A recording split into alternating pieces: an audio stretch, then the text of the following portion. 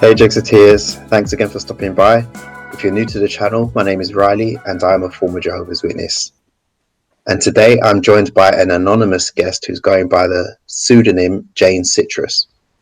Jane was born into the JW religion and started waking up about 2 years ago after getting married and leaving home.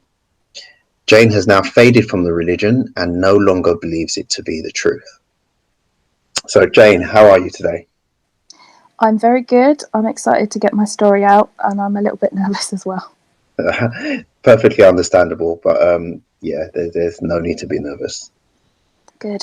So I just wanted to get this story out for people who might not have experienced big trauma in the religion, but I want people to know that it can be a lot of small things as well that can cause you to want to leave. It's not as big, massive traumatic events. It can be just little things. Absolutely.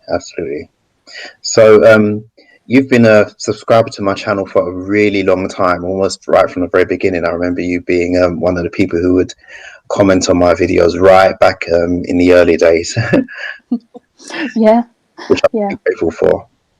No problem. I love to just try and share the positivity with other people going through a similar thing. Yeah, absolutely. So please tell us about your life growing up as a Jehovah's Witness. So, as you said, I'm a third generation. So, my parents came in when they were about 10, and my grandparents were in when they were probably about 30 or 40. So, it's all I've ever known. Childhood, as far as I can remember, was fine. I did not concentrate well at the meetings, to be honest, and I got told off quite a lot for that. But other than that, I can't really remember anything negative from childhood. But it's more around when I got to about 13. So from the age where I can start to ask questions and really think about things, that I started to, I started to pick out little things that didn't quite make sense to me. Just a quick example would be in the Bible where those kids got killed by bears for calling one of the apostles bald. And it just didn't sit right with me because I just thought it was such a overreaction, especially for a God who's supposed to be so loving.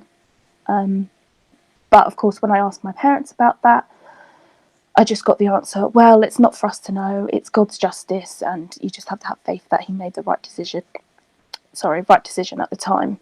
And that kind of answer would just follow me really through my whole life. Whenever I would point out things that are clearly pretty dodgy, that's the sort of answer I would get.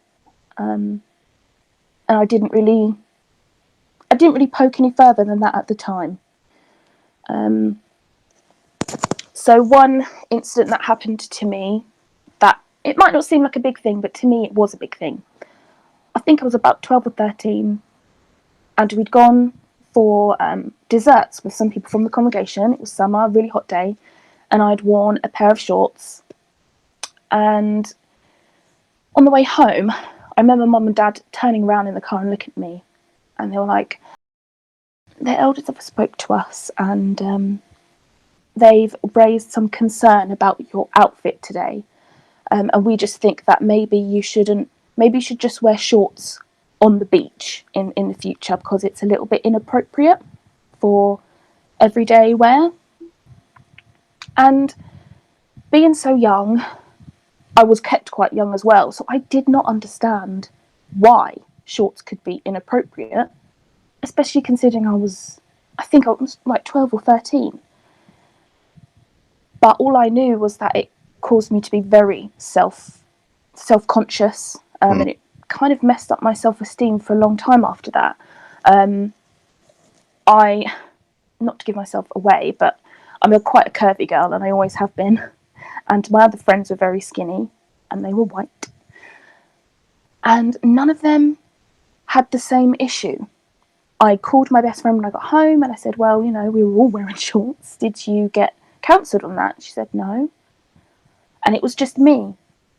And so from that point on, I couldn't even wear shorts in the summer. I just felt like people thought I was trying to be sexual, or like I was trying to get attention, which I wasn't. I was just trying not to boil to death in the sun. So, like I said, my self-esteem dropped from that point, and it became a reoccurring theme in my life. The elders picking on me, really, is how I view it, with my clothing. I grew up in the 2010 kind of era when pencil skirts were quite popular. And as I said before, my other friends who were kind of skinny, they could wear them, no problem. But if I turned up to the meeting in a pencil skirt, even if it was below the knee, I would be cancelled on it because apparently it was inappropriate. I wish I'd questioned it more at the time, but I just didn't. That must have been a really, a really difficult thing for you to go through. It's as if they were trying to make you feel shame for your body. Yes, exactly. That's how I view it.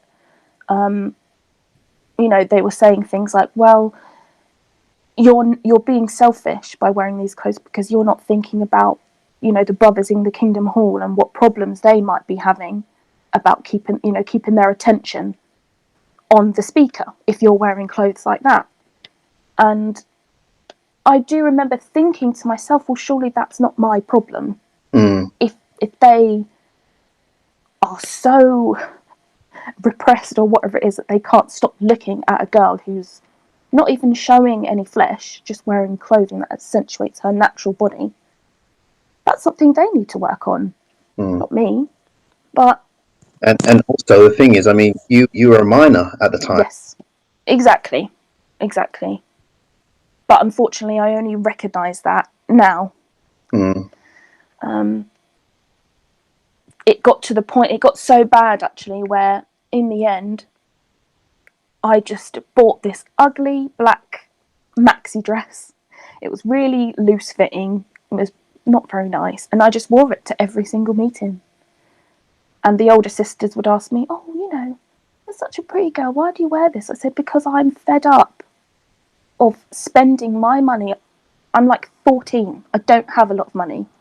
And I'm fed up of wasting it all on clothes just to try and please some blokes. So when I bring this incident up to my parents, they don't see it as a big thing. And to them,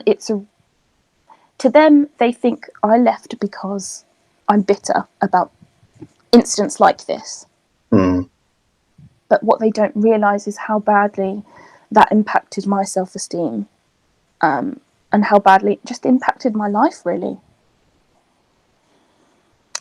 So moving on from that, I got baptised when I was 14. To me, it was natural progression. My mum has since said, well, if you didn't fully believe in it, or if you had questions, why did you get baptised? And I said, because I didn't know anything else. When you're brought up a Jehovah's Witness, the fact that Jehovah exists is as much as a fact as the fact that the sky is blue and that grass is green. And because questions, when you ask them, you're given these rubbish answers, such as it's not for me to know, well, I didn't think that my questions were valid. I thought that getting baptised would bring me closer to Jehovah and that it would solve all my problems. Spoiler, it didn't. I was happy at the time when I got baptised because I was in anticipation of this Holy Spirit flooding my body. And I thought that I would suddenly grow this love for Jehovah that I saw other people in the Kingdom Hall displaying. But I didn't. I was doing really well at school at the time, and when it got to sixth form, I did 1 year, and then I dropped out because I thought that maybe the reason why I wasn't feeling what I was supposed to feel was because I wasn't throwing my whole life to Jehovah. You know how they say to throw your burden on Jehovah and give everything a chance. Make the truth your own. Yes. Yeah. What you said really resonates with me, because I went through my whole childhood and adulthood as a Jehovah's Witness, feeling that there was something wrong with me, that I didn't have this love for Jehovah that I saw everyone else had, particularly my mum, who many described as a spiritual giant, because she just eats, sleeps, breathes and lives the truth. And I was always comparing myself to that and thinking that there was something wrong with me, why I didn't get it. Yes, that's really exactly how I felt. And I thought I was alone. And I think when you are a 14, 15-year-old girl, not to say it's something that only girls feel, but the teenage years are so tumultuous anyway. Mm-hmm. But then to feel like not only might you be isolated at school and not fit in, but I didn't even fit in my own community. I didn't fit in my own family, and I wanted to. I was always kind of painted to be a rebel because I would question things, but actually looking back on it, I was a peacemaker, because essentially what I was doing was forcing myself to live this life to fit in and keep my family happy, because I saw how distressed my mum would get whenever I questioned things. I would see the confusion on her face, genuine confusion. Because obviously she's raised me in a certain way, and sometimes I would act out in a way that didn't align with the person she thought I was. So it's kind of funny, because I was doing well at school before I dropped out, and actually what happened was, despite the elders often picking on me, they asked me to do a talk at the convention at Bowes Road.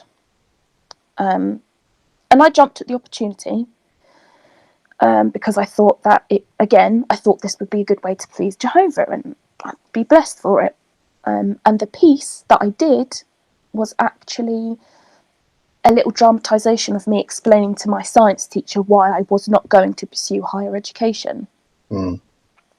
I did this at 2 conventions, 2 weeks in a row. And I think after that, I felt hypocritical for even desiring to continue my education. At this time, I'd gotten into everything Japanese. I had dreams. I had dreams of going to university, studying Japanese culture, the language, studying art, and going to live in Japan for a while. And just, I don't know. The dream wasn't specific, but I knew where I wanted to go. But after doing those talks, and after feeling so ostracised from the congregation, I thought, no, you can't do that. What's the point in doing that? Because if Armageddon comes tomorrow, you will have wasted all your potential in the truth. So like I said, I quit school, and the few friends I had at school actually cried for me when I left, because they said, you're making a huge mistake. They knew me very well, better than the people in the Kingdom Hall. They knew what I was capable of. And I think to them, even at a young age, they could see I was making a mistake, but I didn't listen. And I left. And I got a job in McDonald's. And I pioneered. My mum was a full-time pioneer. My dad had just been made an elder. And that pressure to live up to what they were doing. And, you know, they seemed happy to me, and I wanted that. I wanted what they had. So I just threw myself into it, really. I pioneered. It was winter, and I didn't enjoy it. But again, that's something that I put on myself. I thought it was my fault for not enjoying it. During this time, when I was pioneering and I'd left school and I was working this job that literally gave me the worst anxiety I can actually imagine, I often had thoughts about leaving, about experiencing the world, about living my life the way I wanted to. But I would continue to convince myself to stay because I still truly thought that Jehovah was real, that Armageddon was going to come, and at the current way that I felt, I thought I was going to die. Because I didn't feel this love that everyone else felt, I thought I was going to die. And every thunderstorm that came would terrify me. Every time the weather was bad, I would get terrified. Every loud noise, I'd be terrified, thinking that my life was about to come to an end and my parents are going to go and live in paradise and they're going to forget about me. Jehovah's going to wipe me from their memory. And it was horrible. It was horrible. I started getting depressed. And I wasn't even 16 at this point. I was repressing all aspects, so many different aspects of my personality as it was trying to bloom. You know, those kind of years where you start to become your own person. I was repressing everything. I didn't experience things. I didn't do things, and as such, I still suffer today from issues with my identity. Luckily, I kept some diaries during this time. So from when I was about 15 to about 19, I kept diaries. And I found them not long ago. And I read through them and I cried because I was trying so hard. I was battling myself. Yeah. One day I'd say, do you know what? I can't do this anymore. I wanna have a boyfriend. I wanna go to Japan. I wanna wear a short skirt. I wanna dye my hair green. Like all these things that I wanted to do, I felt I couldn't do. And then the very next day, after a meeting had happened, I'd write in the diary and be like, oh, just stick with it. Give it another chance. Give Jehovah another chance. You don't pray every day, so maybe you should try praying every day, and maybe you should try making friends with some elderly people in the congregation, and maybe that will help. I would, and reading that diary just made me so upset because I didn't even realise how hard I was fighting myself.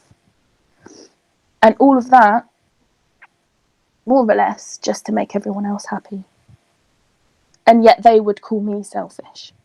That's the gaslighting that's really common in the organisation. Mm-hmm. You know, it's a really sad and strange phenomenon, but the organisation itself is very, very narcissistic, but it also encourages narcissistic tendencies in its most devout members as well. Mm-hmm. Gaslighting is just one way that manifests itself. Yes. I wish I knew what these words were back then, because I knew there was something weird about it, but I couldn't put my finger on it at the time. And with me, the way that I am, if I can't put things into words, if I know I can't explain myself properly, I will just leave it. So I wouldn't go to my parents and say, well, you're doing this. This is what you're doing. It's manipulation and it's wrong.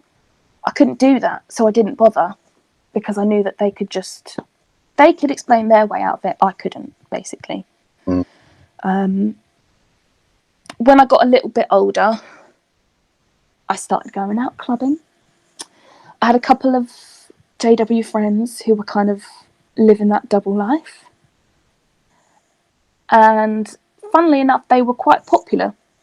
I wasn't popular, but they were popular, so I would hang out with them.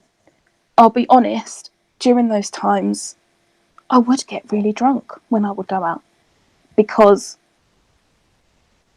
I would feel so guilty for wearing the clothes that I was wearing when we went out, and for just being out. When I would drink, I didn't feel guilty anymore. I didn't care. I felt so much happier when I was drunk. I felt so much more free. The nighttime became my time.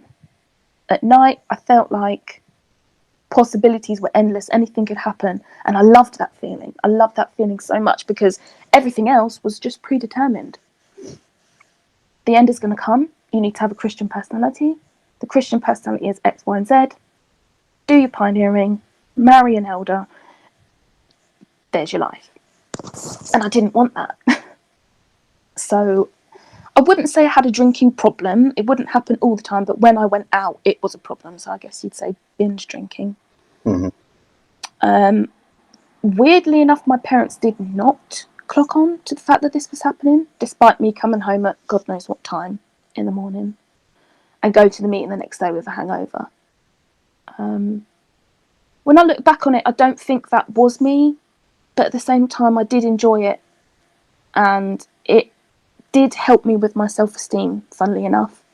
It's not good, the fact that going out clubbing and having boys look at you helps, but my self-esteem was so low from the elders that it kind of helped in one way. It was a bit negative in another way, because I was looking for validation from men, because I didn't get it from my dad. Unless I was studying the Watchtower every day and praying and answering up and going to meetings and being friends with the people they wanted me to be friends with, I was never making them proud. Especially not my dad. My mum's a mum. She's nurturing, you know, she's like that. But back then, my dad would be the more strict one. And he would often ask me, you know, what are you doing with your life? What are you doing with your life? You know, I never see you, you know, studying the Watchtower. And what are your plans? Like, you can't just keep sitting in your room and watching TV all day. You should read the Bible, or, you know, just things like that. Yeah. And I just never felt like I could live up to the person he wanted me to be. And especially because he was an elder, I felt like I was doing the whole family a disservice. I was dishonouring my whole family. And unfortunately, as I said, that led me down the route of seeking that from boys. And I have got to tell you, Jehovah's Witness boys are disgusting. I can't tell you about worldly boys at the time because I didn't speak to them. But the Witness boys, I think, took advantage of girls. They really did, because they knew that there were more girls than there were boys. You often hear that said. They also knew that if a girl hit 25 and she weren't married, well, her odds of finding someone was slim. I think that is what gave them the power to treat girls the way that they did. And a lot of the ones that I was talking to, they had the mindset that, well, if we don't actually have sex, it doesn't matter. It's not a sin then. And they would manipulate you into doing these things with them. And they wouldn't continue it. I would go into things with the best intentions. I want a boyfriend. I want to get married. You know, I want to have that perfect JW lifestyle. But because we were kept so young, and because parents, I don't think Jehovah's Witness parents really talk about sex or relationships very much, I was very naive. Very naive. And I just thought that, well, if a boy is giving me attention, it means that he likes me. And if he likes me, we're going to date. And if we date, we're going to get married. And I'm talking like, I'm 19 years old here. I should know better, but I didn't. I couldn't have. And yeah, unfortunately, that led me down the route to a couple of things where judicials were held. And those judicials were very, very hard. Very, very hard. I've definitely heard some horror stories about, you know, young women in the organisation and the questions that they're asked, and the, you know, during judicial committees, and the things they're forced to admit. You know, I can only imagine how distressing it must have been. Yeah, I think no one can prepare you for that until you're in it. And And obviously no one talks about it when they come out of it, so you've got no one to tell you that that's how it's going to be. I mean, at this point in my life, I was a mess. I was very, very depressed. I was doing a job I didn't like, binge drinking on the weekends, basically hated myself, didn't know where my life was going, and now I've got boys messing me around. Boys who, because of my naivety, I got attached to very strongly. It's embarrassing to look back on it, but it is what it is. And so when they turned around and went and told elders about what we'd done, they didn't speak to me before they did that. And I'm just in a meeting, and the next thing I know, an elder goes, "Oh, can we just have a quick word with you in the back in the second school?" And those words strike fear. Yeah. Real fear. I think something about it told me that this was not going to be another conversation about my clothes. This was going to be something else. And it was just awful that they bring up the name of the person. Do you know this person? Yeah. Well, they're saying X, Y, and Z happened. Did that happen? And when you think that Jehovah is going to bring the truth out regardless, you just tell them everything. Things that realistically they have no business knowing. So the first judicial, before I had the judicial, they told me I had to tell my parents what happened. They said, you have to tell them what happened, and if you don't, we'll tell them. I mean, some kids might be open with their parents and be happy to talk to them about that stuff. Me, no, I didn't want to. Especially not because I built up this image of myself to them, where they thought I was happy in my life, they thought I was doing well in the truth, and realistically I wasn't. So for me to have to tell them this, it kind of brought everything I'd built up crashing down. And funnily enough, that was one of the first times I think my dad cried in front of me, because he was so disappointed. And to see that, it just wrecked me completely. I felt like I'd done something awful, absolutely awful. I know now that it's not awful, it's just part of growing up. It's completely natural. But at the time, and to be clear, I know I don't really need to say this, but to be clear, I had not even actually had sex. I just want to put that out there to show how petty the elders are, that they will put you through hell when you have not actually done hardly anything. Yeah. The second judicial I had was literally a couple of months after, and that's just because I didn't tell them everything in the first one. I don't remember how they found that out, but unfortunately they kept bringing up things that we discussed in the first judicial, which were distressing to me because I thought that we'd already discussed that. We'd already, I've already repented of that. I don't want to talk about it again. It's not something I want to linger on. I was lucky, I will say I was lucky. I was only reproved privately for that,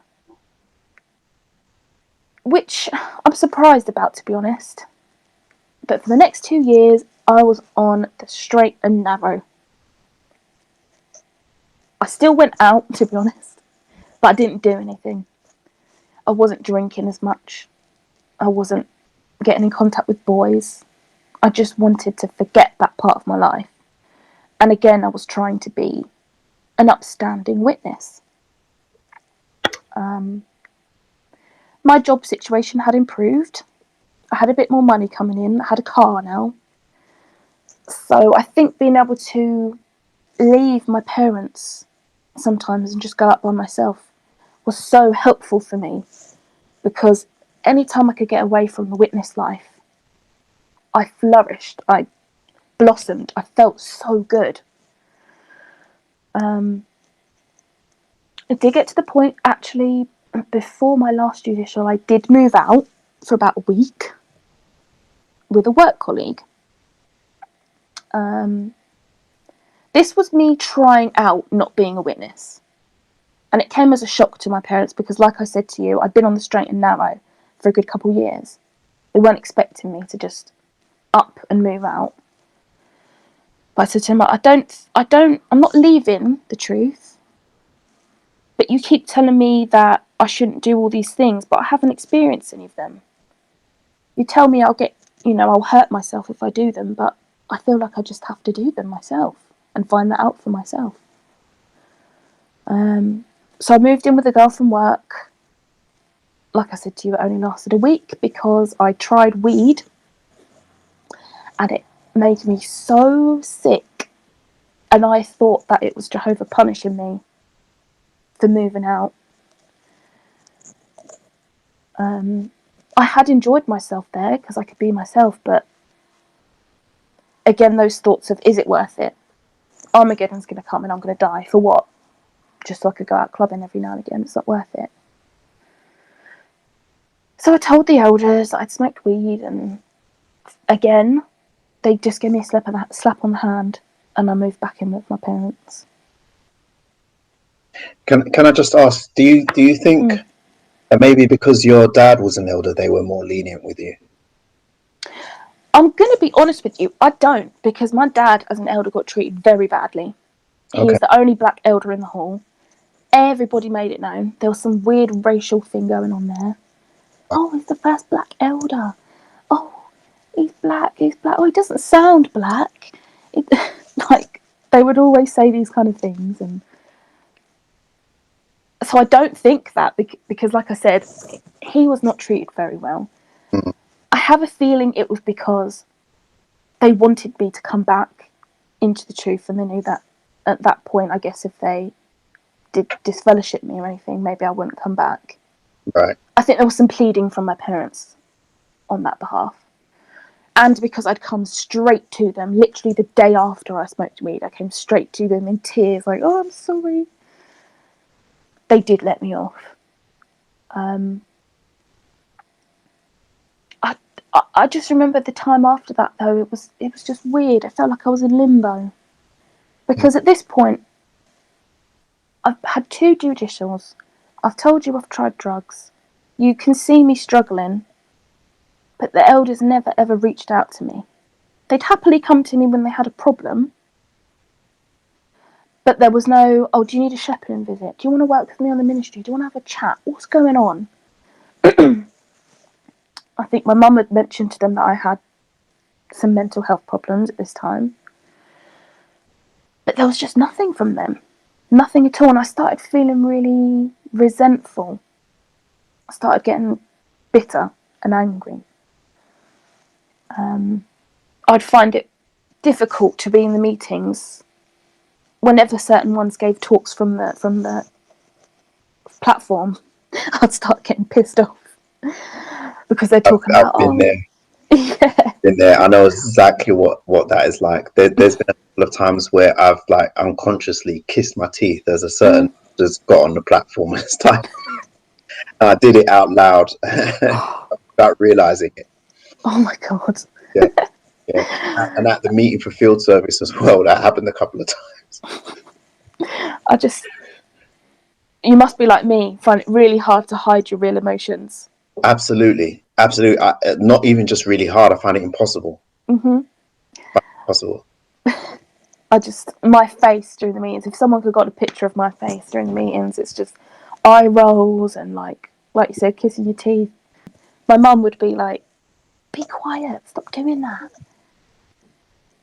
It's like elders would get up there and be talking about living a simple life when you got a flipping brand new Audi out there on the drive with your 4-bedroom house and you ain't got no kids. What are you talking about? Working in London, it would annoy me because they would come to me and tell me that I wasn't living right. But then they don't seem to be following it themselves.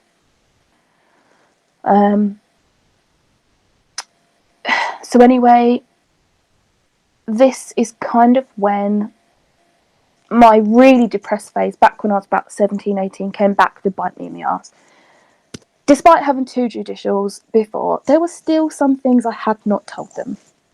I don't feel bad about that now because they didn't deserve to know it, but all these years I've been living with this guilt that there was still one thing I hadn't told them.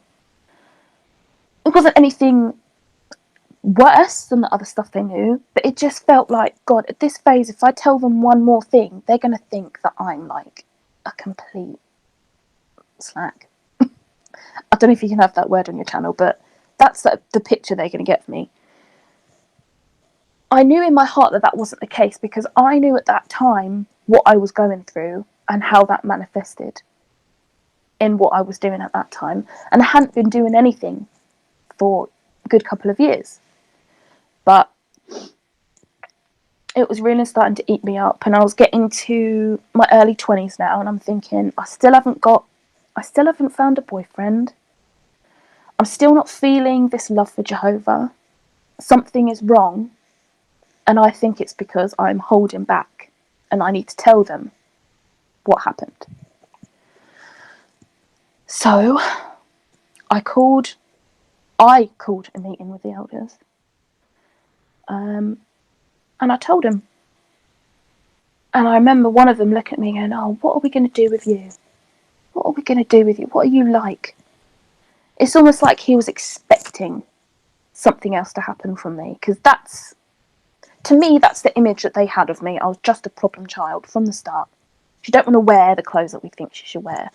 She's drinking, she's doing things with boys, she's, asking questions. That's the image that I think that they had of me. So we had the judicial meeting, and it was really late at night. It was when it started, it was about 8 o'clock.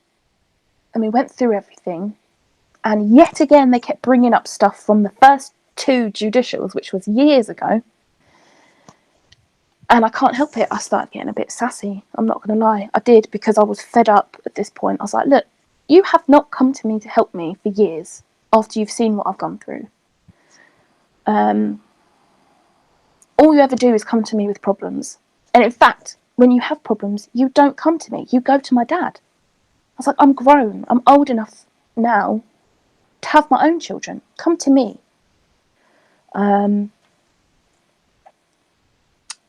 Anyway, and I was like, I thought that the things that we discussed before were, they weren't something you think of. What happened to the whole scripture about, your sins being made white like snow? Apparently my sins are still pink because you're still talking about them. And I think because I didn't cry during that judicial, because I was actually standing up for myself for once, I said, look, I'm coming to you out of the goodness of my heart because I need help. I need this sin to be washed clean. I need you to know about it, and I need you to help me going forward because I'm not feeling how I'm supposed to feel. Mm-hmm. Obviously, instead of that, they disfellowship me. So the complete opposite. And it was about 12:30 in the morning at this point. I'm still in the Kingdom Hall. Wow. With 3 old men talking about sex. It just felt so wrong. I was nervous. My stomach was in knots. I was angry. I was upset. I'm still, I was on antidepressants at this point, so I was still going through this weird phase of swinging from very emotional to completely detached. Mm-hmm. Mm-hmm. I tried to explain that to him. I said, I know I haven't cried, and I know you might think I'm not sorry for what I did, but it's difficult for me to show emotion because I do have depression. I'm on these tablets, and also this thing happened like 3 years ago.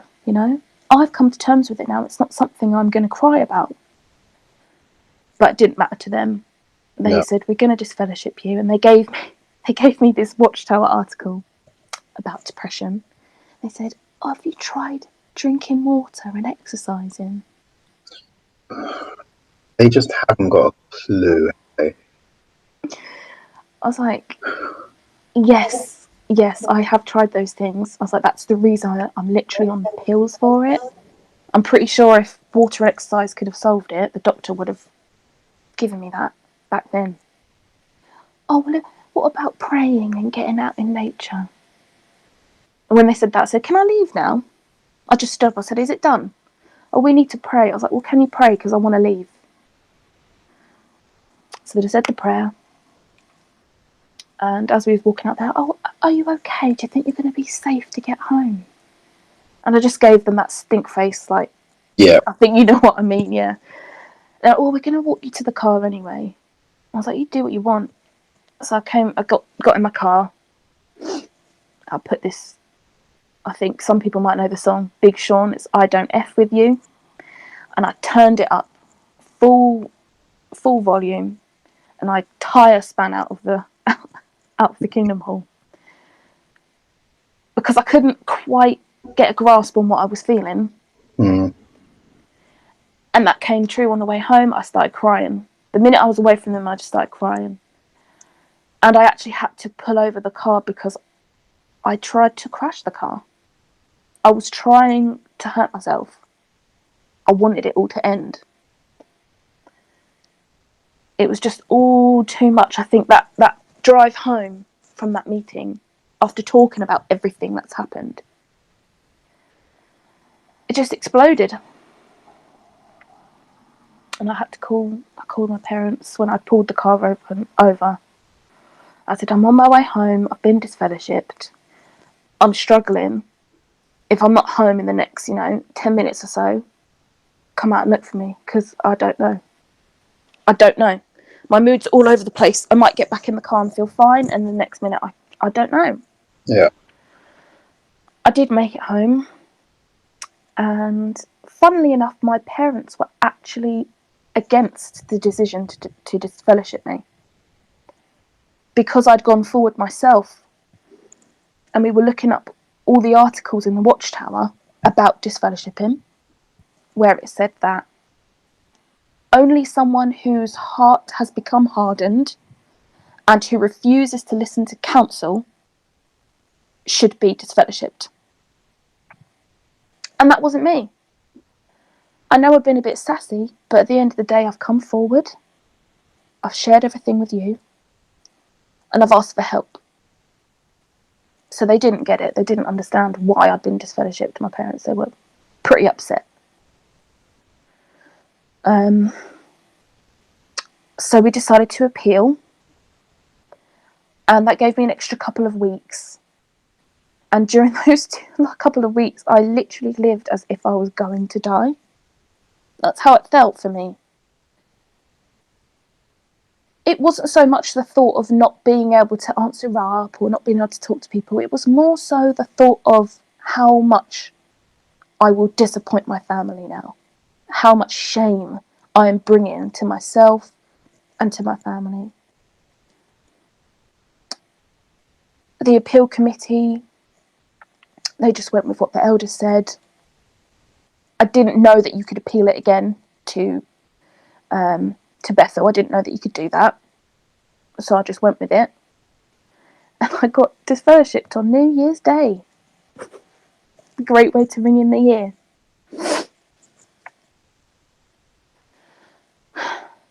That meeting was, again, very difficult.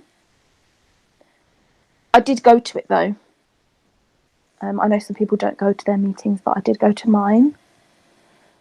The kind of sassy girl came out again because I dressed up for that meeting. I looked fantastic, and I felt like if you're going to crap on my name, if you're going to say I've been disfellowshipped, no one knows why, everyone's going to think they know why, the very least I can do is show up and look like I don't care. Because I felt like I didn't want to be vulnerable anymore. I didn't want to open up anymore. I've opened up, and this is where it's got me. And the second they announced my name, I just got up and walked out.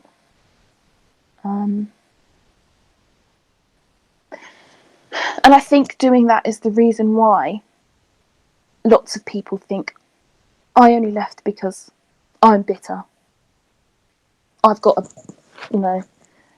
bone to pick with the elders. but as I'll tell you, that's not necessarily the reason why. Mm. Trying to remember what happened after that. I was only disfellowship for 9 months. So first letter went in after 3 months. Obviously rejected.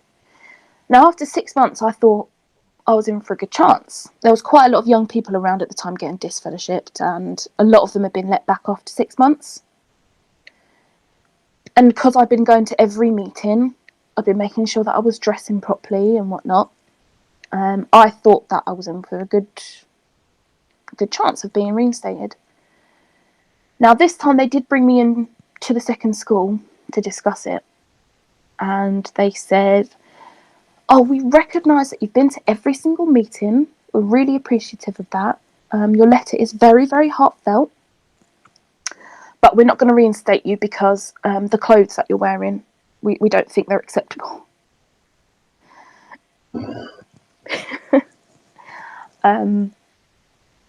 And I lost it. Through the whole of this interview, it does sound like I'm a complete mess. And I have to admit, I was. Most of my teen years was just a mess. I lost it. I actually started banging my head against the desk. Because again, I was trying to hurt myself and trying to just phase out of the situation. And I started screaming. I mean, it's very clear I was not very mentally well at the time, but I was screaming and I said, "Get my dad in here now." I said, "Oh, he can't come in because this is a judicial matter." I said, "Get my dad in here now, or I'm going to do something." I think they were a bit worried, so they did actually bring him in. And I was clinging to my dad like a baby. I was just so... I can't even explain the emotion. Upset, disappointed, depressed, kind of suicidal at this time. I didn't know what to do. My dad said to them, I'm kind of disappointed that you've rejected a letter based on something that she did not get disfellowshipped for. Exactly. That's exactly what I was thinking. Completely different issue. And it's not even one that is a disfellowshippable offence. Precisely. I just feel like they wanted me to come back perfect. And I said, well, I'm not having any interaction with anyone. So I don't know how you expect me to fix myself by myself. You never helped me when I asked you. And now you're expecting me to do it by myself when I'm literally the human version of a mess. That is what I am right now. I can barely get myself to the meetings, let alone anything else. I'm doing what I can. But they just upheld it. I went out for dinner with my parents after that because they could see that I needed it. I'm so lucky I was living at home. That's all I can say. That's all I can say. And that's part of the reason I wanted to share this story with people, because people might not see the struggle that others go through. There's ones out there who weren't living at home and maybe they did take their own lives. Maybe they did do really bad things, but that could have been me. That's the point. It could have been me. And it could have been any of you. Even the ones of you who are lucky, who don't have problems with the elders. This happens to people, to a lot of people. But yeah, like I said, I was so lucky I was lived at home. They took me out for dinner. They calmed me down. And they said, look, give it another 3 months and you'll probably be back. And I said, I can't. At this point, I said, I don't know if I want to come back. Because it's clear to me that this has nothing to do with Jehovah. This has nothing to do with my relationship with God, does it? I said, if you're going to tell me I can't come back because you don't think the clothes I'm wearing is correct, what's that got to do with Jehovah? What's that got to do with my relationship with him? Nothing. You're sitting here telling me that your prayer in the judicial meeting had Holy Spirit. I call bullcrap on that. And I said this to my parents there. I said, it's rubbish. Because you yourselves can see how torn up I am about this.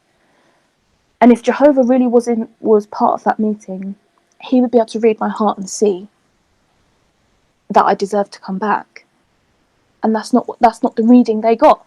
They read me like a human, like an imperfect power trip human would read another person.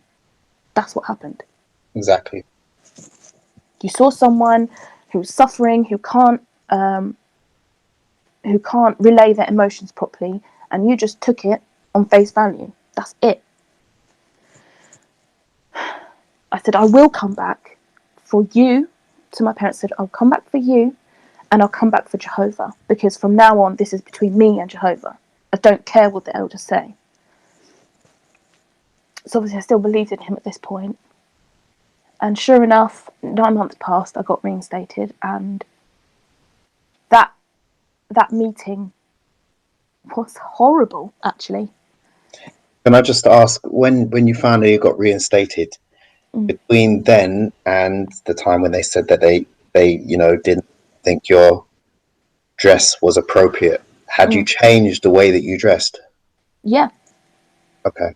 I had. I mean, I'm not going to lie and say I did a dramatic change, but I made sure that my clothes weren't too tight, that they weren't too long.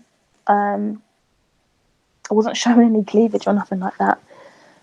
Like I said about when my actual meeting when I got disfellowshipped, I did dress fancy when I went to the meetings, because I felt, I'm not a vain person, but I like to look good, and if I'm disfellowshipped and people are thinking bad things about me, the last thing I want to do is turn up looking like a tramp. I want to at least turn up looking like my life hasn't fallen apart. Yeah. So, and I wonder if they thought that by me turning up like that, then maybe I don't know, maybe I'm trying to show off or show that I don't care. That wasn't the case. I just wanted to look good so I could feel a bit better. And not to mention, none of the elders had told me during this time that they didn't like how I was dressing. So how was I supposed to know? You knew damn well I was going to put a letter in at 6 months, but you didn't give me no counsel. You didn't say, oh, sister, if you want to get reinstated, maybe you should. They didn't do that. They waited for me to put in a heartfelt letter just to turn it down. But yeah, the meeting I got reinstated was love bombing to the nth degree. It's people coming up to me, hugging me. Oh, we're so happy to see you. Oh, we've missed you. I was like, I've been here. I've been here the whole time. You cross the street when you see me, because I worked in town at this point. So I often walked past people in the ministry, walked past people on the carts, walked past the elderly people doing their shopping. And, across the road, they don't look at you. It's like you're a ghost. Yeah. And I'd known these people from birth, because I never moved congregations, by the way. They'd known me. So now all of a sudden they're hugging me and telling me they've missed me. It just felt very, very fake. And it's funny because me being disfellowshipped was probably the start of me really, really waking up to how the organisation is a load of crap. I hadn't really thought about that before. I'd been annoyed with the elders, but I hadn't really given it any thought. But now I could really see it, and I got a lot of anxiety after that, because I'd become accustomed to not having to talk to people, not having to do that rubbish small talk. Oh, how's school? How's work? Like, just talking about crap. And because I hadn't had to do that, suddenly now having to interact with people at the meetings, it made me really anxious. I would sometimes have to go out for about 10 minutes just to catch my breath during the meetings. If there was ever watchtowers that covered anything to do with disfellowshipping, I took it personally. I really did. And I would get very upset. I would sometimes cry out the back, because I still felt like they was talking about me. It's talking about disfellowship people. Their heart is hardened. They've not listened to counsel. They've continued to sin. And I'm like, you're basically saying that that's what I was like. And it's not true. So that went on for a couple of years, really. I'm trying to remember how old I was. It did go on for a few years, and repeatedly, again, I was asking the elders for help. Because I really wanted it. I really wanted to be who I thought I was supposed to be. And up until now, I'd failed. Yeah, I was ignored. There was only one time where I asked for a shepherding visit, and they said, well, we can't do that. Just work with brother so-and-so on the ministry, and that'll be good. So I was like, fine. And I worked with him, and I was going through everything. I was like, I'm just finding it really difficult, my anxiety. I'm still got depression, and I'm not feeling connected to anything. And he just said, oh, just keep going. That's what the scriptures say. Just keep going. Just endure. And that was it. Oh, that really is a trigger word for me. Endure. I hated hearing that from elders. Mm-hmm. I absolutely hated it. Because for one, I knew that didn't work. Depending on the circumstances, I knew that can't always be the answer. No. Because there are some things that just are just beyond your control. Yeah. You know, it's not always all up to you. Exactly. It's not always all up to you and what you're able to do. And I felt that. Another thing as well is that sometimes the elders use that word as a way to wash their hands of you and dismiss you and send you away. Mm-hmm. It's a very, very dismissive attitude that they have a lot of the time when they say that. I'll just go away and endure, that kind of attitude. Yeah. And I agree with that. It was washing their hands. Mm-hmm. I think they were just, I don't know, fed up of dealing with me, I suppose. Maybe I'd caused too many problems. I mean, at this point, the majority of the young people who I'd grown up with in the Kingdom Hall had either left the religion or had got married and moved away. So I kind of felt like, I'm not that bad compared to what other people have been getting up to. I mean, a couple of my close friends, they were truly, truly living a double life. I'm talking, and I don't want to use cuss words, but they were out there, boys, doing all these sorts of things, and then they would come back to the meetings and nothing seemed to happen to them. But God forbid I flipping made out with a boy. Oh, well then, we have to have a discussion about that. And it just felt like it was all on me for some reason. And at this point, it seemed like they just washed their hands of me after all of that. They only wanted to come to me if there was things that I was doing wrong. When I seemed to be doing everything right, even if I said I was struggling, well, just endure, just keep going. And that was all I got. I mean, I did have like a study with a sister in the hall, and she was really nice. But I wasn't learning anything new. That's what I said to her. I was like, I don't understand why we're having this study, because I know all of this. Everything that we cover in the book, I know it. It's not making me feel any different. It just seemed pointless. Everything seemed pointless. And those depressive feelings started coming back, and now I was really confused. I was truly confused, because I was like, okay, I've confessed everything. I have no sins left for me to confess, so why do I still feel this way?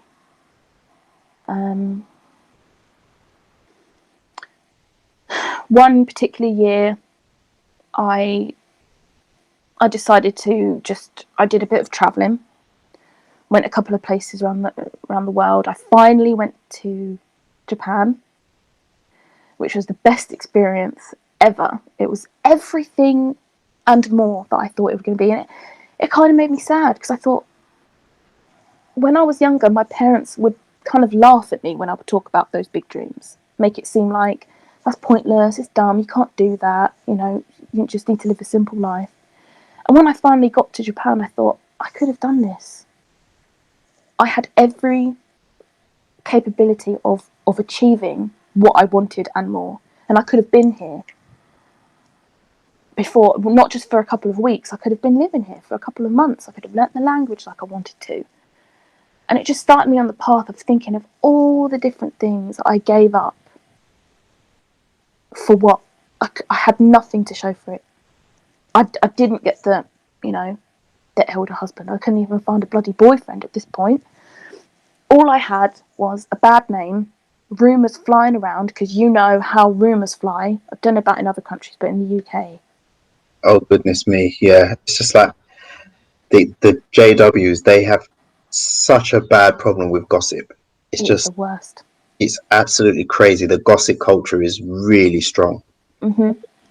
Because there was, during all this time that I've been talking about, there were a lot of JW parties that I would go to, and people I didn't even know were talking about me, things that didn't happen, or stories that were blown completely out of proportion.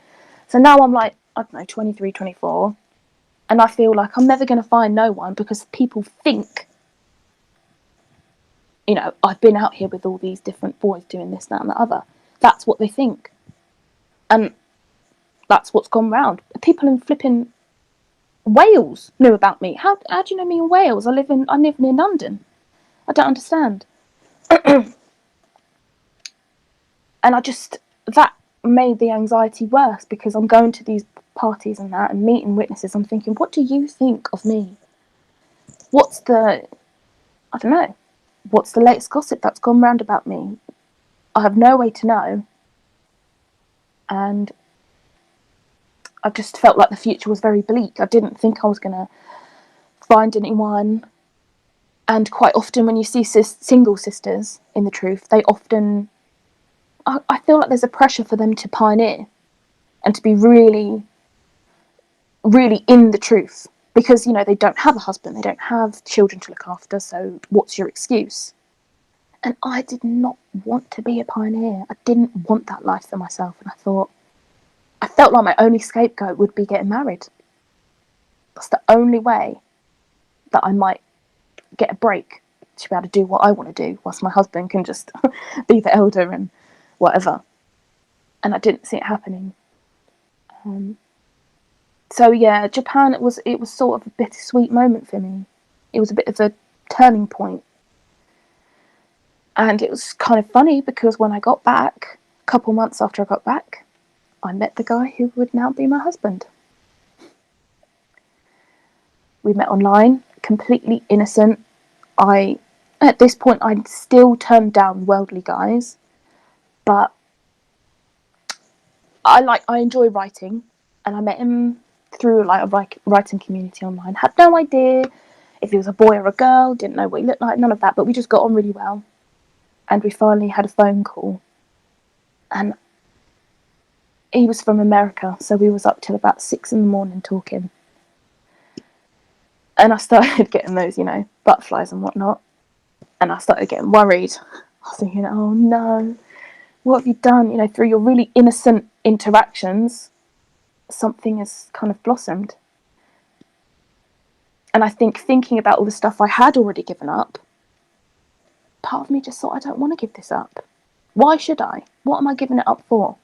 Jehovah has never blessed me for any of the hard work I've put in. He's never blessed me for not doing university, for getting a menial job, for pioneering, none of that stuff. So why would I give this up? So I continued speaking with him, and after a couple of months it came to the point where I just had to tell my parents. And I'll never forget, my dad said to me, oh, he's probably just a scammer. He's probably a scammer trying to get your money. I was like, what money? I'm broke. I'm broke. Thanks to you lot. So yeah, he finally came to England. And again, I have to say, despite the rubbish I went through with my parents, they are very good. They let him stay at the house. I think it was, if they're under our roof, nothing's going to happen, because, if they go and stay in a hotel, then no one knows. So they did let him stay at the house. And my mum, at the end of the week, my mum said, I wanted to hate him, but if you were ever going to be with a worldly guy, I'm glad you're with him. And that was just after a week. And I think that kind of calmed my parents' mind about it, just meeting him. At this point, I had not told the elders. Even my mum and dad told me not to tell them. I forgot to mention, actually, to you, my dad got removed as an elder because of me. When I got disfellowshipped, they took him off. And he Wow. said to them, don't ask me to go back on again, because, like I said, they didn't treat him very well when he was an elder, and I think he was unhappy with the situation and how they treated me, so he did kind of stand up for me there. But so, yeah, my mum and dad said, look, just keep it on the down low. Don't tell the elders. For what? Just don't. I was still going to meetings at this point, but I wasn't doing any ministry, wasn't studying. I was kind of on my way out, I guess. Because like I said to you, every meeting made me feel upset. And that's not what they're supposed to do. And even the convention, the 3-day convention, the thing that usually lifts people up and makes them feel really zealous, it battered me.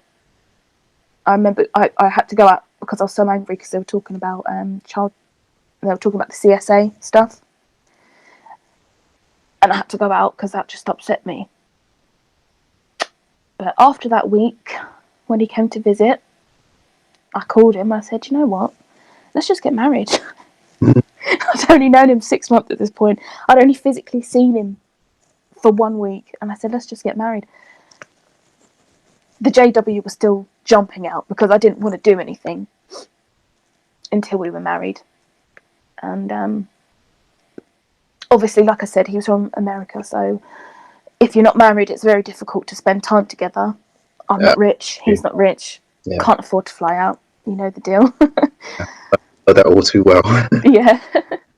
So I told my parents, and as much as they liked him, they said, we can't come to the wedding. We can't support it. And I think at the time, because I'd created this wall, so I didn't see how much people were hurting me, I don't think my parents realised how much that upset me. That, I'd had a dream of how my wedding would be my whole life.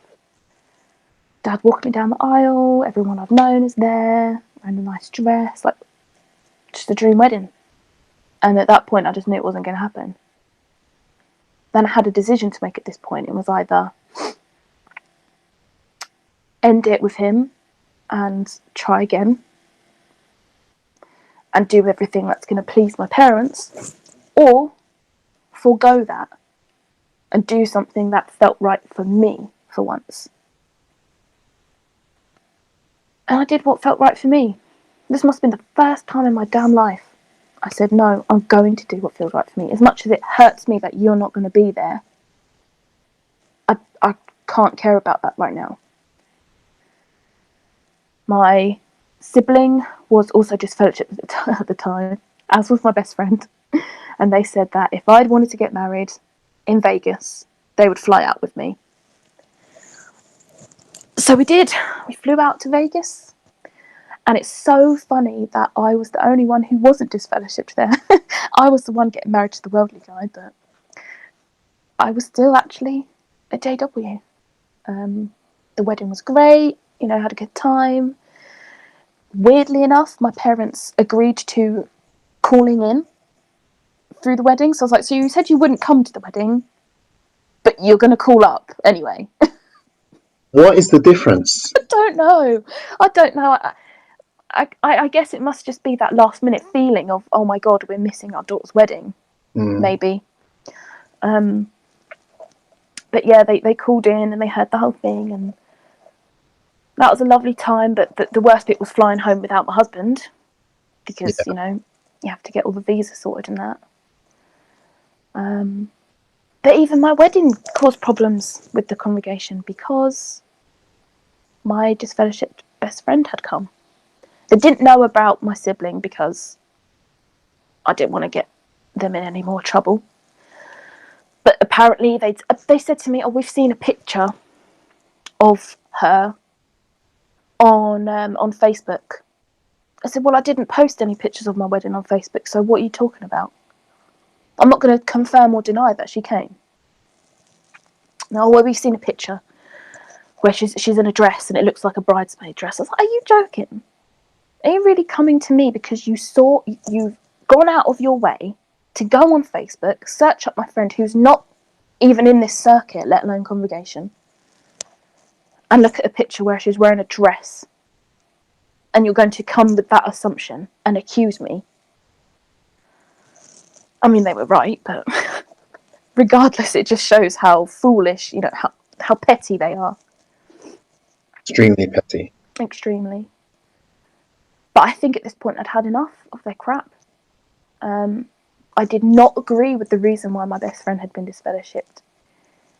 I don't want to give out too much information because it's her story, but all I'm going to say is something very traumatic happened to her, and it caused her to kind of spiral out of control, and as such, when she asked for help, she got disfellowshipped. She wasn't living with her parents at the time. She had no one.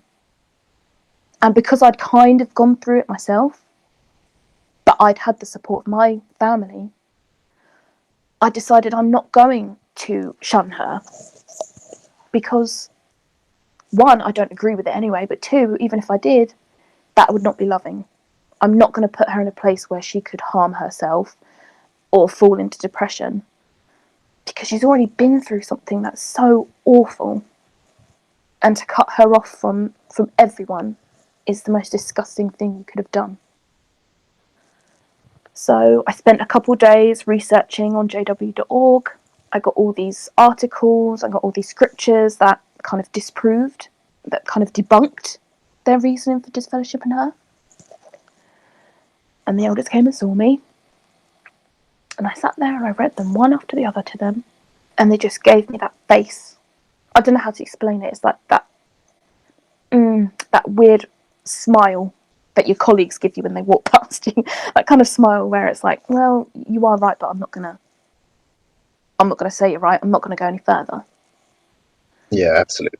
I know that elders don't like being challenged at all. Not at all. No. Especially not when you're right. Exactly. I'm not always a big-headed person, but all I can say is I feel like I thrashed them in that meeting. Mm-hmm. If we were on a debate show, I would have won because they only could come with one scripture. I don't even remember what it was. And I think the fact that you're a woman as well didn't go down too. A young woman who they had already disfellowshipped before, and now I'm schooling them in their own religion. Yeah. I'm proving you from your own books. I haven't gone, at this point I wasn't looking at no apostate material. I've proved you from your own books that what you're doing is wrong. And they just I don't know, they just kept gaslighting me. And I remember saying something actually. I said, oh, it's gone out of my head now, give me a few seconds. That's it. I said to them, when it comes to disfellowshipping, it should be more case by case. You need to take into the circumstances of the person's situation and whether or not it's good to disfellowship them or not. Because, you can really harm people. And instead of acknowledging in that, the elders turned around to me and just said, so what you're saying is everyone should just be able to get away with doing what they want? Is that what you mean? And it just threw me off because I was like, are you stupid? Did you not? Clearly that's not what you were saying. Precisely. I never said that, And it was annoying for me because it threw me off. It threw me off to the point where I couldn't say anything for a couple of minutes because I was like trying to grasp at where they'd got that from. And I think it was at that point that I realised it didn't matter what I said, because even if I said something that did make sense, they were just going to twist it out of proportion and throw it back at me and make me look like I was the bad one. So in the end, they said something that, if you keep spending time with her, you're basically sharing in her sins. I said, well, I'm married now, so fornicating ain't a sin anyway, so it doesn't matter. But also, that's ridiculous. I'm just trying to support my friend. I'm doing the loving thing here. So they finally said, okay, well, we're going to close with a prayer. And I remember saying to them, just leave. I said, you can leave my house now, because whatever God you are praying to is not the God that I believe in. So you can just leave. And they got up and they left. And I think my mum and dad were outside listening, because I still lived with mum and dad at this point, even though I was married. And they were like, you didn't just say that to those elders. You didn't just tell them to leave the house. I said, I did. I did, and I feel good for it. I feel good for standing up for myself and for my friend and for saying the truth, because it needs to be said. And funnily enough, I feel like my parents were actually proud of me at that point, because I know this is the weird thing about some witnesses. A lot of witnesses don't agree with a lot of the stuff that's going on, but they won't do anything about it. They won't do anything about it. Yeah, I think a lot of witnesses, they do that mental gymnastics in their head. Well, these are just imperfect humans. It doesn't mean that the religion isn't true, or that the organization isn't, God's one true religion. It's just, isolated incidents of human imperfection. Yeah, exactly that. And that's upsetting, because, these are people that, my parents are people I look up to, and I expect better from them, really. If they see injustice, I feel like people should stand up for it, stand up for what's right, but they won't. So in their own way, I feel like they were proud of me for doing the things that they can't do, that they won't do. And actually, after that point, after that meeting, the elders have never spoken to me again. I was still going to meetings at this point, but they did not speak to me, ever. I don't know, maybe I scared them off. Maybe they knew that there's no point coming to me, because I know, I don't want to say I know my shit, but I know, and I will research just as good as you will. I moved out shortly after that with my husband. He finally came to England, and I think that time gave me the actual space to really distance myself from the witnesses, because even when you know there's a lot of things wrong, it's difficult to meditate on that, to think about it, because you're going to the meetings 2 or 3 times a week, you're studying, there's too much bombardment of information that's clawing you back. And that's how it'd been for me for probably a couple of years before that point. But it was funny how quickly, just in, say, a month of not going to the meetings, how quickly I realised I did not want to go back again. Even if I still believed in Jehovah, I just didn't feel like that was the right place to be. And the day I actually would say I actually woke up was I was just on YouTube. So many of us wake up through YouTube, and I stumbled on this channel called Theremin Trees. I don't recall. I know the channel well. Yes, it's such a good channel. It is absolutely superb. It's not an ExJW channel. It's more about. It's hard to describe it, really. It's about. There's elements of philosophy in there, debunking religion in general. Yes. But when he does touch on the witnesses, he is 100% spot on. It's like amazing. His logic and the way he explains things is just impeccable. But because I've suffered from, mental illness and stuff like that for a long time, I often will look on YouTube just about psychology in the brain and how that works, and that's how I stumbled on it. I was not looking for anything ExJW, because actually my husband and I, in the early days, we argued a lot about the witnesses. I still wouldn't look at anything apostate. I wouldn't, he would say things about, well, where's all your money going that you're donating? I'd be like, oh, it's going to help those in need. He'd be like, oh yeah, you want to look into that? No, I'm not going to look into that. But yeah, I wasn't looking for anything. But this particular video was talking about, I think it was talking about like gaslighting, how people in, positions of power in religion will gaslight and manipulate. And he mentioned about the thing where they take what you say, twist it, blow it out of proportion, and throw it back, which is exactly what happened to me with the meeting of the elders. And that just slapped me in the face. I'm like, wow. Because I never knew that it was manipulation. I just thought they were being stupid. I just thought they were being irritating for the purpose of irritating.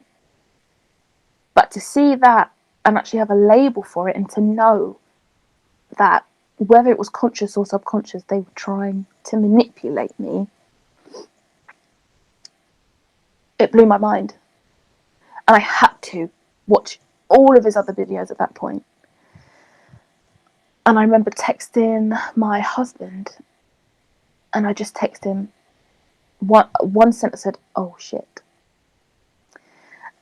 And he replied, he's like, "What's wrong? What's going on?" I said, "I'm not Jehovah's Witness no more." I said, "It's all lies." I woke up at that very moment. I was like, "It's all lies. Everything I'm seeing makes so much sense." And it was like just amazing. I was like on my lunch break walking into town. It was a sunny day, and I felt this burden just fall from me. All the confusion I'd felt my whole life about not being right, being different, being, dishonouring my family, not feeling the love for each other, everything that I thought was wrong with me was immediately removed. And that was like euphoric. It was like 3 days where I was just watching. I finally started watching ExJW videos after that because I just didn't believe in it. Even God. I didn't even believe in God anymore, really. So yeah, those 3 days, my whole faith, my whole belief system was dismantled. I was only telling close friends at this point. I didn't really speak to my parents about it. Unfortunately, those euphoric moments didn't last too long, because the reality of, okay, if that's not real, then paradise isn't real, which means if I get hit by a bus right now, that potentially is the end. The thoughts of, Yeah, oh my God, I've wasted my life. I remember through a similar process. You kind of different stages of realization. At first, I felt a huge sense of relief. Armageddon isn't coming. I'm not going to die.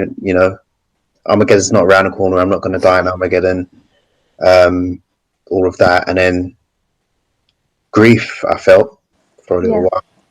Grief, because even though I was extremely disillusioned with the religion, it was still a source of comfort, thinking that I knew what the world was all about and what was going to happen in the future and why things are the way they are. To have that removed, it was extremely uncomfortable. But I was like, for a while, I kind of grieved the loss of that.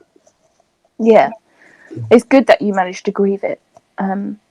I think because I was going through we had our first visa denied, and then my husband had to go back to America for a while, because I was dealing with all of that and financial problems and whatnot. I didn't get the chance to grieve it. I didn't even think that it was something I needed to grieve. I didn't process anything. I was like, well, I'm not Jehovah's no more, and I had to move back with my parents for a bit, and they kept trying to have conversations with me that got really heated, which was extremely emotionally, I don't know, it was an emotional toll having those conversations. Because they were doing the same thing, those same, as you said, mental gymnastics. If you ever say anything that they can't refute, there'll be a couple of seconds of silence, and then they'll just be like, but that's why you've got to have faith, and oh, that's just that one. And you could almost see the cogs turning in their brain as they're trying to work out how to move past what you've said. Absolutely. And as I said before, it was really difficult for me to see my parents, people who I love so dearly, who they've done their best with what they knew to raise me. It was so hard to see them kind of being not stupid, but making these excuses, which now I had woken up seemed so obvious. That in itself was difficult. I felt like I lost a bit of respect for them at that point, especially when I spoke about child sex abuse and just didn't seem to bother them. That hurt, because to me they were always very, very caring people, and I still believe that they are, but only about things that they, I don't know, only about things that they are allowed to care about, if that makes sense. So that period of time I had to live at home for about 6 months before we got the next visa. That was just really hard because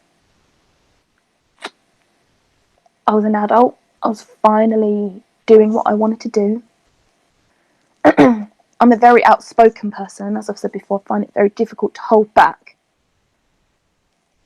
They would always try to claw me back to the thing, and Mum would come in and talk to me and be like, oh, you really don't believe in a God? But what about this? Like, she would just come in my room out of nowhere and start talking about it, and it was hard for me to just... What I should have done was said, you know what? You have your beliefs, I have mine, let's not talk about it. But I can't do that.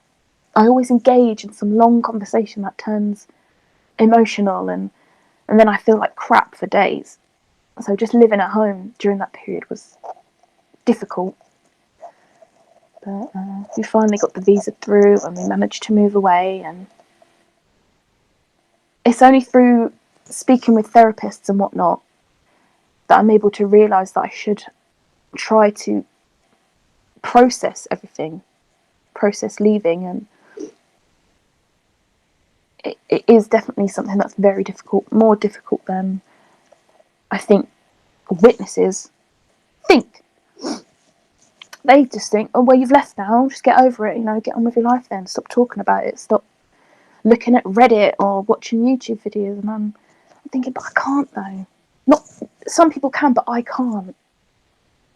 That was my whole life for, from birth till a couple of years ago. That was my whole life, and now it's gone, and there's a lot to unpack. There's a lot of anger there, a lot of pain, and I couldn't agree more. I do think that there's a correlation between how invested in the religion you were as a witness and how easily you can just walk away from it after waking up. I don't mean this in a judgy way. Some people can, just walk away from the religion and just never give it a second thought. They leave not necessarily because they doubt the doctrine or they stop believing in it. It's just that they find the lifestyle too hard. So they leave and say, I don't want to do this, I want to, and that's it. And they just never think about it again. And that's fine. That's absolutely fine if that's how they feel. But there's a lot of us who just can't do that. Yeah. I just guess the sad thing with me is I don't always show my emotions like to my parents, and that through speaking to my therapist, I've realised that I kept a lot of stuff to myself because I didn't want to hurt them. And because of that I think that they think I was never truly invested in it. They don't know about the struggle that I had with myself, trying to convince myself it was what I was supposed to do. They don't see my sacrifices as sacrifices. They don't know the reasons why I did those things, because I didn't tell them. I didn't bother. So now, when I'm ever saying that, oh yeah, that actually messed me up big time, they don't understand it. Sometimes my mum thinks I'm talking about her. They think that I'm saying that their parenting was bad. That's not what I mean. That's not personal on you. I'm also talking about the rules that you were given by the governing body. Obviously, they'll say, well, it's from Jehovah, but, whatever. We're not getting into that. But even today, my mum tries to invite me to the convention this year. And it's just difficult because, we as ExJWs, I'm not disfellowshipped. I can still talk to my family. I'm extremely lucky that I can. But at the same time, it does kind of mean that I am limited in what I can do. Hence the reason why my face is not in this video. I would love to be an activist. I would love to make videos. I would love to scream from the rooftops about how awful this cult is and how it affects people. But whenever I do that, I upset my family so deeply, which in turn hurts me too. I don't like seeing my mum cry. I don't like my siblings being, concerned about me. I don't like doing that. And so, in some sense, I still have to repress that part of myself for them. Certain things I want to share on my social medias, I get worried. If I share this, what's going to happen? Not even so much as I don't care about the elders. They can do what they want. If they want to disfellowship me, do it. I don't care. But it's more about how I'm making my family feel. That bothers me. So yeah, I'm just kind of trying to deal with that now. But I hope one day in the future I might be able to disassociate, because I hate the idea of still being anywhere in their lists as a Jehovah's Witness. I hate adding an extra number.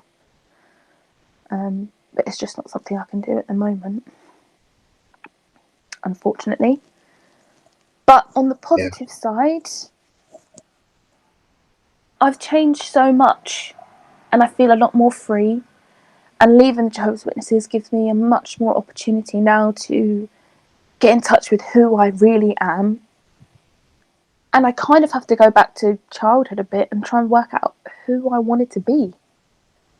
Because obviously I didn't really form much of an identity back then. So it's just about working through that now. And I've got my husband, he's extremely supportive. He watches all the ExJW videos with me. And so he kind of understands why sometimes I am the way I am.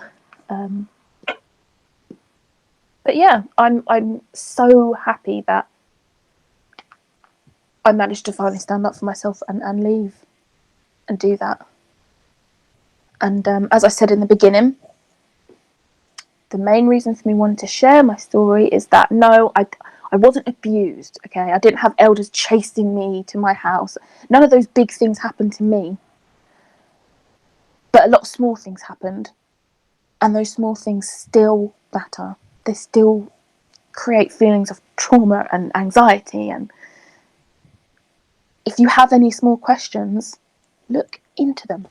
Don't think that just because you haven't been abused by someone or haven't gone through something really crazy that you can't leave. You can. Absolutely. Thank you so much for sharing your story with us. I'm so glad that you're, taking steps to unpack, some of your experiences and just, live an authentic and happy life. Yeah. And who knows, maybe I'll still go and live in Japan for a bit. And I'm really glad that you got to, fulfill your dream of going to Japan. It sounds like you had, it was a really big milestone in your life. Yes. Most amazing country I've ever been to. Yeah. That's great. Thanks again for sharing your story with us. And thank you, viewers, for watching. If you haven't already done so, please click the like button and subscribe to the channel with notifications so that you get notified of all my future videos. Please proceed to the Jexit in an orderly fashion, and I'll see you in the next one. Thank you so much for watching to the very end of the video. If you haven't already done so, please like, leave a comment and subscribe to the channel. If you like my work and want to help me continue doing it, please support me on Patreon at patreon.com/Jexit_2020. And with that, I'd like to sincerely thank these very special patrons who make these videos possible.